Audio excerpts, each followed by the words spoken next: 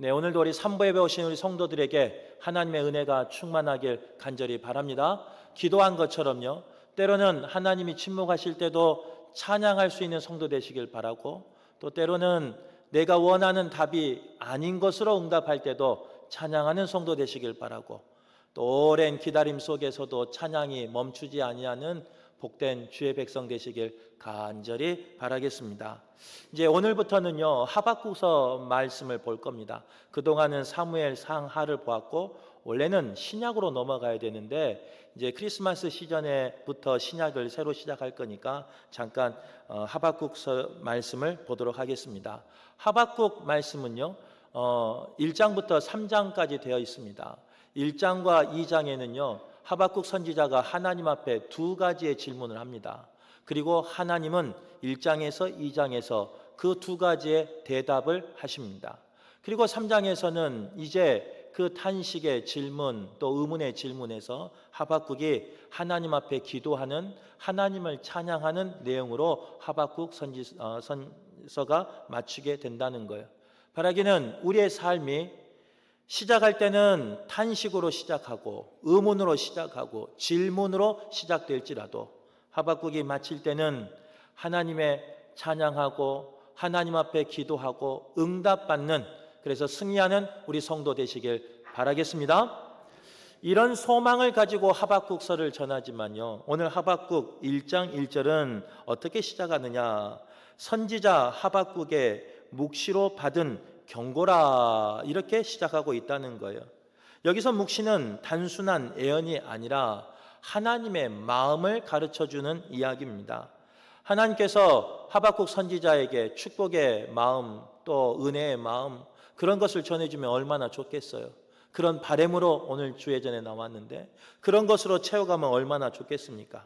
그런데 오늘 본문은요, 그 시작은 경고라고 시작하고 있다는 거예요. 말씀 앞에 서 있는 하박국의 마음이 얼마나 무겁겠습니까? 꼭 저와 같아요. 삼부예배 나오니 성도들에게 축복의 말씀을, 은혜의 말씀을, 또 성장하는, 성숙하는 그런 말씀을 전하고 싶은 게 목사인데 꼭 선택한 게 경고의 말씀, 심판의 말씀 이렇게 나오니까 저도 불편한데 아마 이 시대를 살았던 하박국은 많이 불편했을 겁니다. 하박국이 살았던 시대는요, 정치적으로 또 경제적으로 영적으로 최악의 상황이 바로 하박국이 살았던 시대였습니다. 왕은 여호와김이라는 왕이 다스리고 있었는데 권력을 유지하기 위해서요, 백성들의 피를 짜내는 폭군이었습니다. 그리고 그 당시에 예언자들, 선지자들은요, 나라가 기울어지고 있음에도 불구하고 하나님을 떠나고 있음에도 불구하고 괜찮다, 축복하실 것이다, 회복하실 것이다 라는 좋은 말씀만 전하다 보니 거짓이 난무한 상황이 되고 말았어요. 하나님의 진리의 말씀은 사라져버리고 오직 거짓된 예언만 있었던 곳이 바로 하박국이 살았던 시대의 상황입니다. 특별히 여호와김 왕은요, 하나님의 말씀이 적힌 두루마리를 한 장 한 장 찢어서요, 불태워버린 그런 사람이었습니다. 하나님의 말씀이 멸시된 상황이었고 하나님의 말씀을 전하는, 특별히 경고의 말씀을 전하는 선지자는 핍박받는 시대가 바로 하박국이 살았던 시대였다는 거예요. 이런 시대 속에서 하박국은요, 하나님 앞에 소리칩니다. 뭐라고 소리치느냐? 오늘 말씀 제목이에요. 어찌하여 하면서 하나님 앞에 탄식을 쏟아내고 있다는 거예요. 살아계신 하나님이 계시다면 어찌하여 저 악을 보십니까? 살아계신 하나님이 계시다면 어찌하여 이런 일을 나에게 허락하십니까? 살아계신 하나님이 계시다면 어찌하여 이런 상황 가운데 아무런 말씀을 하지 않습니까? 이런 탄식을 쏟아낸 사람이 누구냐? 바로 하박국이었다는 거예요. 그런데 참 감사하게요, 그런 탄식 가운데 하나님은 침묵을 계시고 이제 응답하십니다. 오늘 우리의 삶 가운데 심판 가운데 있을지라도 주의 응답을 경험하는 우리 모두가 되시길 간절히 바라겠습니다. 그렇다면 응답받는 삶을 살기 위해서 하박국은 어떻게 살았을까? 첫 번째로요, 하나님 앞에 부르짖었다. 성경은 말씀하고 있어요. 조금 전에도 이야기한 것처럼 하박국이 산 그 상황은 유다 지파가 타락에 치닫는 모습을 보이고 있었습니다. 백성은 고통을 호소하는 상황이었고, 우리 장로님이 기도한 것처럼 재판은 공정을 잃어버린 사회가 그런 사회였어요. 이곳저곳에서 폭력이 난무하는, 그래서 신음소리가 눈물이 난무하는 그런 상황이었습니다. 이런 상황 가운데 그는 견딜 수 없어서 어떻게 하느냐? 하나님 앞에 나갔다는 거예요. 근데 문제가 있어요. 하나님 앞에 나아가서 간절히 하나님을 찾으면 하나님이 응답하시면 얼마나 좋겠습니까? 내가 너 마음을 안다. 내가 너의 고초를 안다. 내가 너의 눈물의 의미를 안다. 라고 위로해 주시면 얼마나 좋겠어요. 근데 문제는 뭐냐? 하나님이 침묵하고 계셨다는 거예요. 여호와여, 어느 때까지 내가 부르짖어도 듣지 아니하시겠습니까? 여호와여, 어찌하여 대답하지 아니하십니까? 이게 바로 하박국의 탄식이었다는 거예요. 한번 생각해 보세요. 하나님 앞에 간절히 기도하는데, 작정하며 기도하는데, 금식하면서 기도하는데, 결단하면서 기도하는데 하나님이 내 기도에 응답하지 않는다면, 내가 하나님 앞에 간절히 기도의 탑을 쌓아갔는데 그 기도가 하나님이 들으신 것 같은데 하나님이 내게 말씀하지 않는다면 얼마나 속상한 상황이겠습니까? 그런데 오늘 하박국은요, 그런 침묵 가운데서도 포기하지 않아요. 그게 은혜라는 거예요. 그는 부르짖는 것을 멈추지 않았다는 거예요. 심지어는 하나님 앞에 불평한 것이 아니라 탄식하면서 절구하면서 하나님을 찾고 있는 모습이 오늘 1장에 나온 하박국의 모습이라는 거예요. 하나님 어찌하여, 이 말은 하나님이 없다는 게 아니에요. 하나님이 살아계시는데 어찌하여 내게 대답하지 않습니까? 대답하지 않아도 그 하나님의 침묵 앞에서 더 나아가는 하박국의 모습이 우리의 모습 되길 간절히 바라겠습니다. 성경 말씀에 보면요, 이런 비슷한 사람들이 있어요. 처지에 놓인 사람이 있어요. 우리가 잘 알고 있는 욥기가 그렇습니다. 욥기의 주인공은 욥인데요, 어느 날 하나님과 이 사탄이 만나죠. 그래서 그 하나님이 욥을 자랑해요. 당대 의인이라고. 그러니까 이 사단이 뭐라고 말하냐면요, 그렇지 않다는 거예요. 하나님이 복을 주시니까 의인이 되는 거고, 하나님이 은혜를 주시니까 의인이 되는 거고, 하나님이 물질로 자녀로 축복하니까 그런 의인의 삶을 사는 거 아니겠습니까? 라고 말해요. 하나님이 아니다 라고 자신 있게 말해요. 그런데도 불구하고 이 사탄은요, 끝까지 집요하게 물고 늘어져요. 그랬더니 하나님이 뭐라고 말하느냐? 좋다. 욥의 생명만 건들지 말고 모든 것 가져가 봐라. 내 말이 맞나? 너 말이 맞나? 그 말을 들은 사탄은요, 욥에게 있는 것을 하나하나 뺏어갑니다. 그 많은 재물을 빼앗아 가버려요. 사랑하는 자녀들을 빼앗아 가버려요. 이제는 나와 결혼했던 그 아내가 나를 욕하고 저주하고 떠나버려요. 새 친구가 와서 나를 곡해하고 죄인이라고 치부해버려요. 그런 상황 가운데 욥은 30장 20절 말씀에 뭐라고 기록하고 있느냐? 주께 부르짖었으나 주께서 대답하지 아니하시나이다. 1장부터 시작된 환난과 환난 속에서 하나님이 적어도 욥의 말에 의하면 30장에 이를 때까지 대답하지 않았어요. 내 재물이 다 사라지는 동안 하나님 앞에 얼마나 간절히 기도했겠어요. 나의 피와 땀을 흘려서 모은 그 재물이 무너지는 동안 하나님 앞에 한 번만 살려달라고, 한 번만 구해달라고 얼마나 간절히 기도했겠어요. 그런데도 불구하고 하나님이 응답하지 않았어요. 내 자녀들이 죽어나가는 그 슬픔 속에서 하나님, 나의 마음을 위로하여 달라고, 나의 마음을 살려달라고, 나를 붙잡아 달라고 얼마나 간절히 기도했겠어요. 그런데도 하나님은 응답하지 않았어요. 내 아내가 나를 저주하면서 떠나는 상황이었어요. 얼마나 억울한 상황이에요.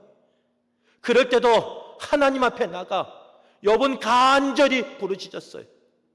그런데 하나님은 그 억울한 상황 속에서도 응답하지 않았어요. 새 친구가 돌아가면서요, 나를 참수하며 나를 손가락질하며 나에게 여러 가지를 비난하는 상황이에요. 그럴 때도 욥은 하나님 앞에 도와달라고, 하나님 나를 살려달라고 기도했는데도 불구하고 하나님은 응답하지 않아요. 그래서 30장 20절 고백이 이렇다니까요. 주께 부르짖었으나 주께서 대답하지 아니하시나이다. 얼마나 기가 막힌 상황입니까? 아마 우리의 상황이 이럴 때가 있어요. 우리가 하나님 앞에 간절히 기도해요. 근데 하나님이 응답하지 않아요. 하루는 참죠. 일주일은 참아내죠. 그래요, 하나님 올해까지는 들어주셔야 됩니다 하고 올해는 참아내요. 근데 이제 다음 주면은 12월이 되지 않습니까? 하나님이 11개월 동안 기도했는데도 들어주지 않은 기도가 있어요. 침묵하는 기도가 있어요. 차라리 말이라도 하면 포기라도 하는데 침묵하고 있으니까 얼마나 답답한 상황이겠어요. 남편과 아내의 신앙의 회복을 위해서 간절히 기도하는데 대답이 없어요. 자녀의 앞날을 위해서, 취업을 위해서, 결혼을 위해서, 새 생명을 위해서 간절히 기도하는데 몇 년째 대답이 없어요. 그런데도 불구하고 오늘 하박국은요, 그 속에서 포기하지 않아요. 침묵하고 계시는 그 하나님 앞에 나아가 부르짖었다는 거예요. 기도했다는 거예요. 오늘 우리가 회복해야 할 믿음이 이 믿음이에요. 하나님이 내가 부르짖을 때 침묵할지라도 하나님이 나를 포기하지 않으신 거니까 끝까지 나가 부르짖을 수 있는 저와 여러분 되시길 간절히 바라겠습니다. 그래서 비록 1장은 탄식에서 시작하지만 3장의 찬양의 고백이 우리의 고백되길 간절히 바라겠습니다. 두 번째로, 하나님은 응답해 주셨어요. 그런데 우리가 바라는 응답은 아니었다라고 성경은 말하고 있어요. 간절히 구하는 하박국의 기도예요. 하나님께서는 이제 때가 됐는지 응답해 주셨습니다. 그런데 그 응답이 충격적인 응답이었어요. 보라, 내가 바벨론을 일으키리라. 바벨론이 어떤 나라예요? 잔악무도한 나라 아닙니까? 악명 높은 나라 아닙니까? 도시를 정복하면 남자를, 여자를, 아이를 할 것 없이 그냥 사륙한 그 백성이 바로 바벨론 사람이에요. 유다도, 이스라엘 백성인 유다 지파도 분명히 죄를 지었습니다. 하지만 바벨론에게까지 멸망당할 지파는 아니라는 거예요. 그 죄악에 만연한 그 이방인 사람들에게 멸망당할 정도의 죄는 아니라는 거예요. 하박국이 하나님 앞에 간절히 기도했을 때 그 죄악을 끊어주시옵소서, 우리를 회복하여 주옵소서 라고 기도했지, 언제 우리보다 죄 많은 저들을 통해서 멸망시켜 주옵소서 라고 기도했어요. 그런데 하나님은요, 그 기도에 정반대로 응답해 버리셔요. 유다가 죄가 지은 것은 맞아요. 그런데 더 악한 자들에게 심판을 받아야 합니까? 이게 하박국의 두 번째 질문이에요. 어찌하여 악인을 통하여 우리를 징계하십니까? 이것이 하박국의 두 번째 질문이라는 거예요. 그런데 여기서 우리가 영적으로 깨달을 교훈이 있는데요. 그것은 뭐냐? 하나님은요, 우리의 방식대로 응답하실 때도 있지만 우리의 방식대로 응답하지 않을 때도 있다는 거예요.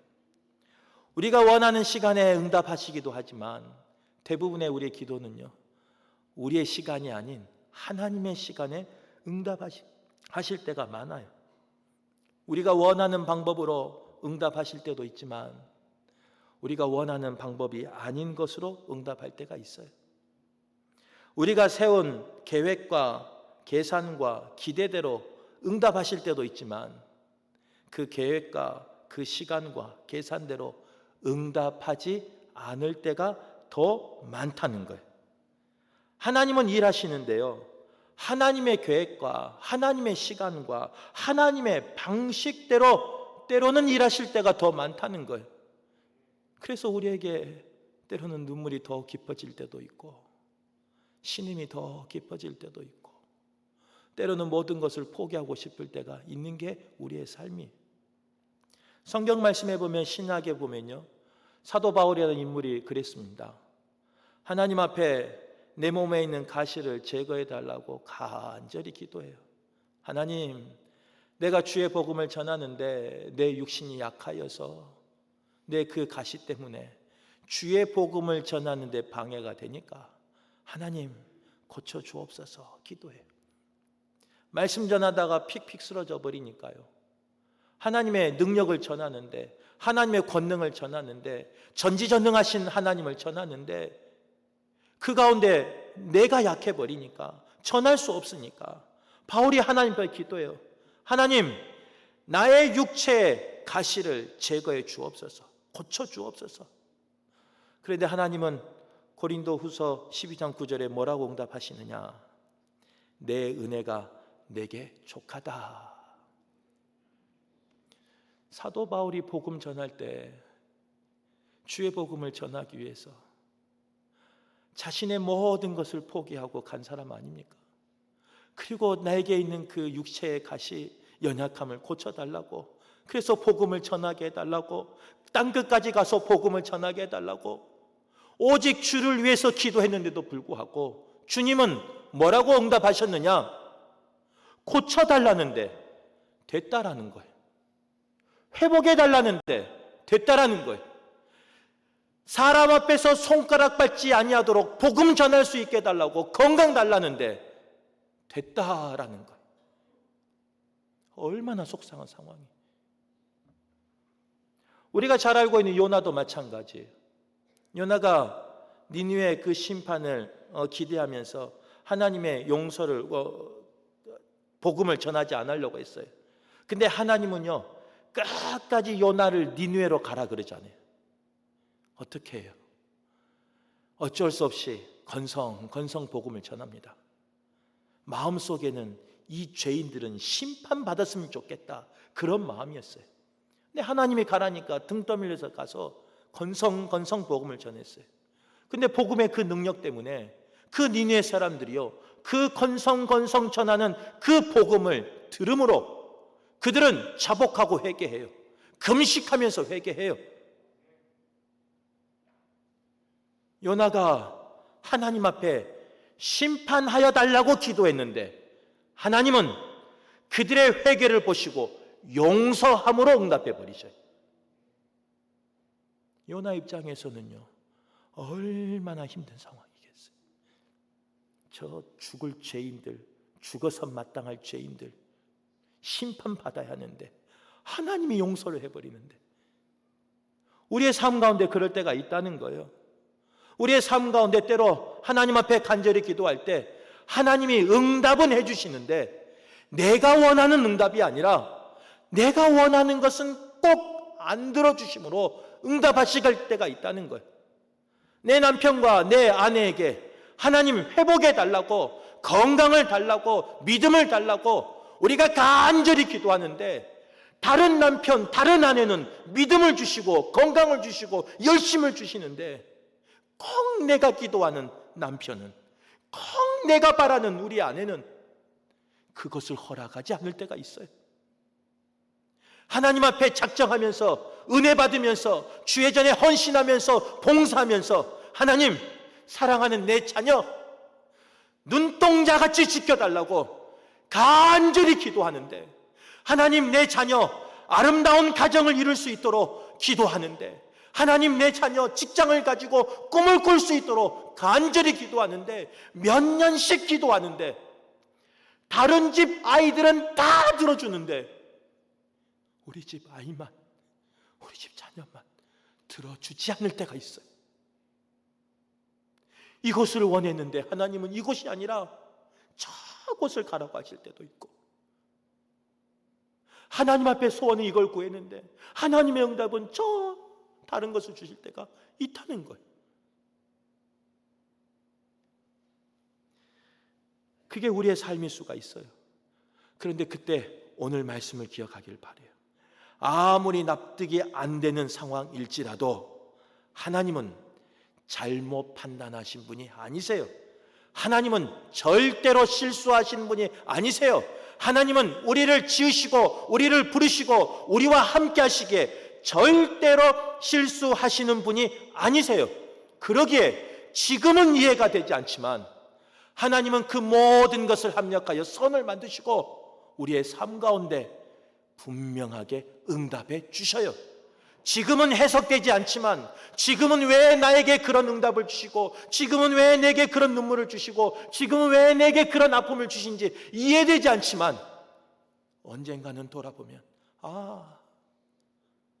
나보다 나를 더 잘하시는, 나보다 더 높으시는, 나보다 생각이 더 깊으시는, 나보다 생각이 더 넓으시는 여호와 하나님은 실수하시는 분이 아니시다는 거예요. 그래서 우리의 모든 상황을 바꾸셔서 역전시킨 분이 누구시냐? 여호와 하나님이시다는 거예요.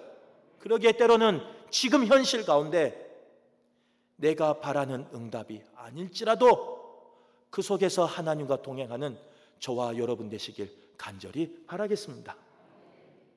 사람 같으면요, 떠나고 싶어요.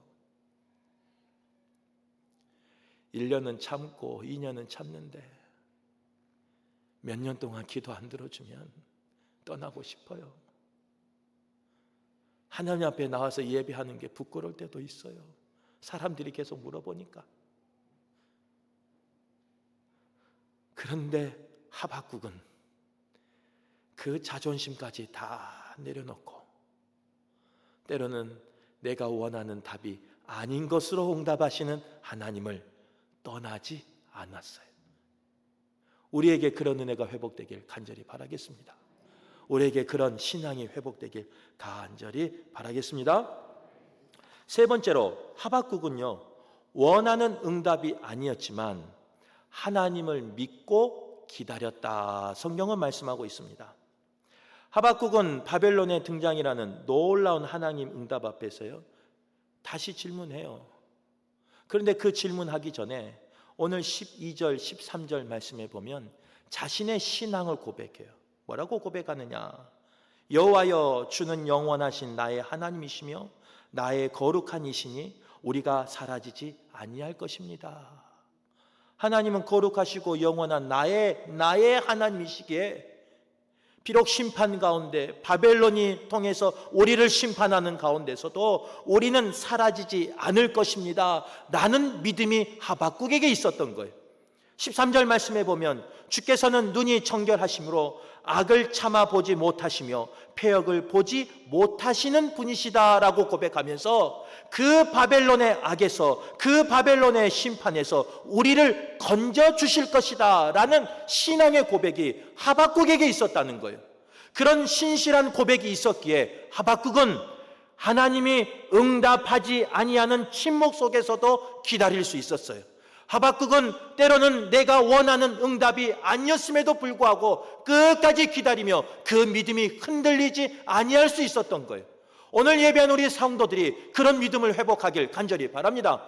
살아계신 하나님이 나의 하나님 되시고, 나와 동행하신 하나님이 나의 하나님 되시고, 나를 건져주신 하나님이 나의 하나님 되시길 간절히 바라겠습니다. 그 믿음을 가지고 살아갈 때 때로는 우리의 삶이 건강이 흔들릴 때가 있고, 자녀 때문에 흔들릴 때가 있고, 남편 때문에 흔들릴 때가 있고, 아내 때문에 흔들릴 때가 있고, 남에게 말하지 못한 그 문제 때문에 흔들릴 때가 있어도 살아계신 하나님, 나의 하나님이 된다는 그 믿음이 있다면 기다릴 수 있어요. 회복할 때까지 기다릴 수 있어요. 하나님이 옮겨주실 때까지 기다릴 수 있는 거예요. 그런 은혜가 오늘 예배하는 우리 모두에게 있길 간절히 바라겠습니다. 성경에 보면요, 다윗이 그런 사람이었어요. 다윗이 선지자를 통해서 기름 부음을 받아요. 왕위의 약속을 받은 거예요.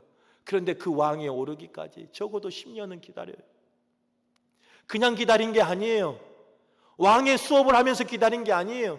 왕궁에서 기다린 게 아니에요. 저 광야로 쫓겨다니면서 도망자의 신세에서 굴에 숨어 다니면서 때로는 비류들과 함께 다니면서 손가락질 당하면서 욕을 먹으면서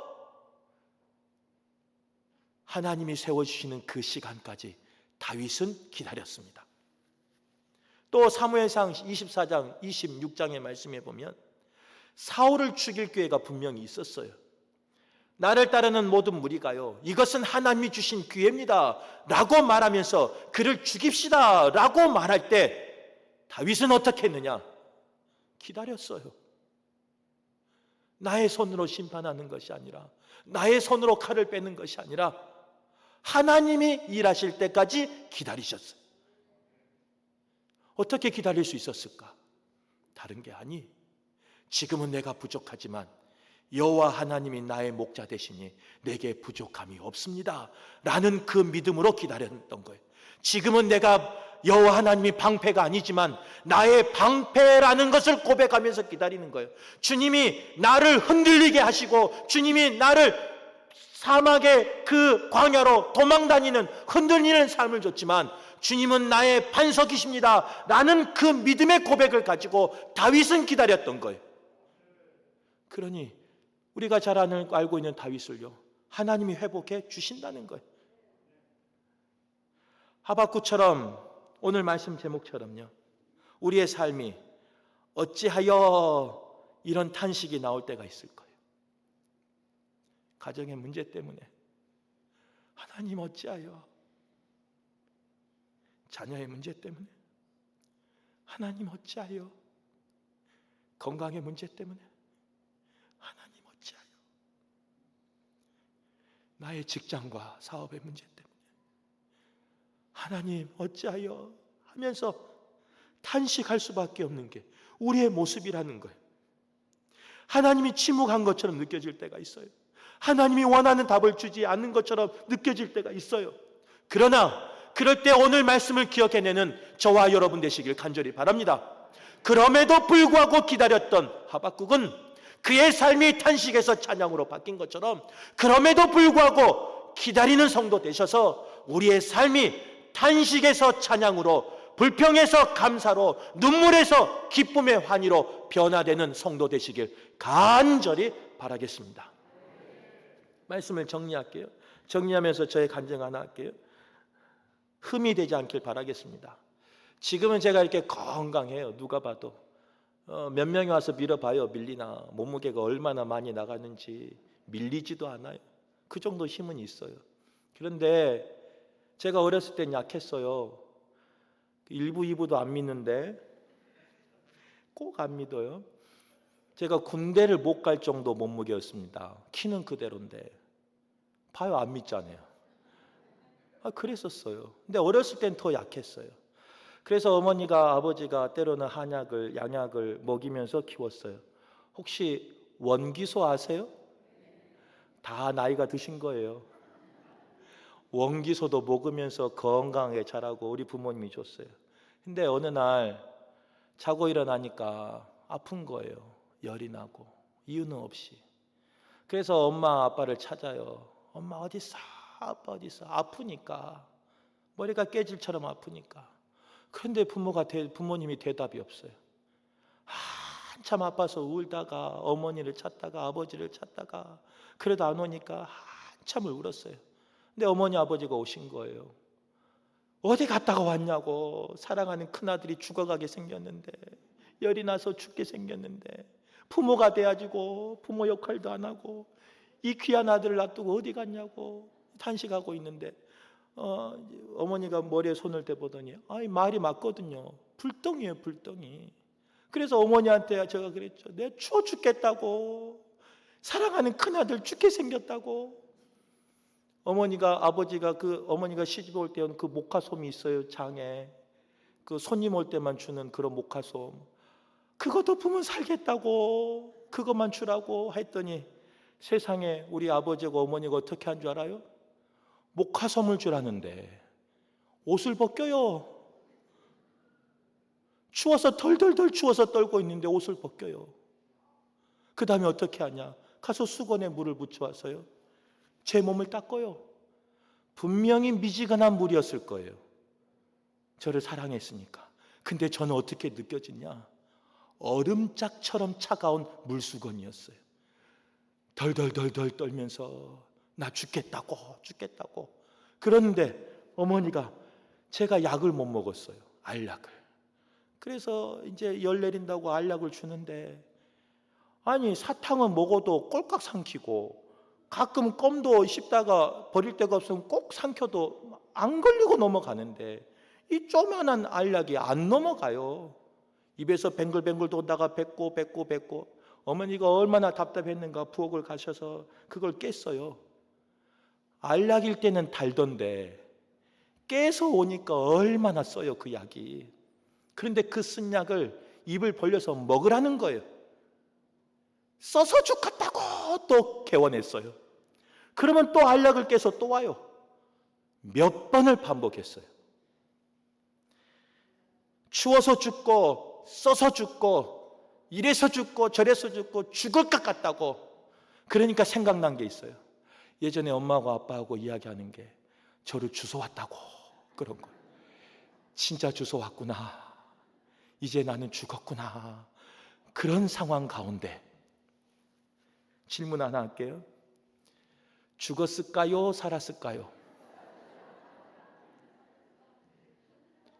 추워서 목화솜 주라는데 옷을 벗기고 찬물을 씻기는 제가 죽었을까요? 살았을까요?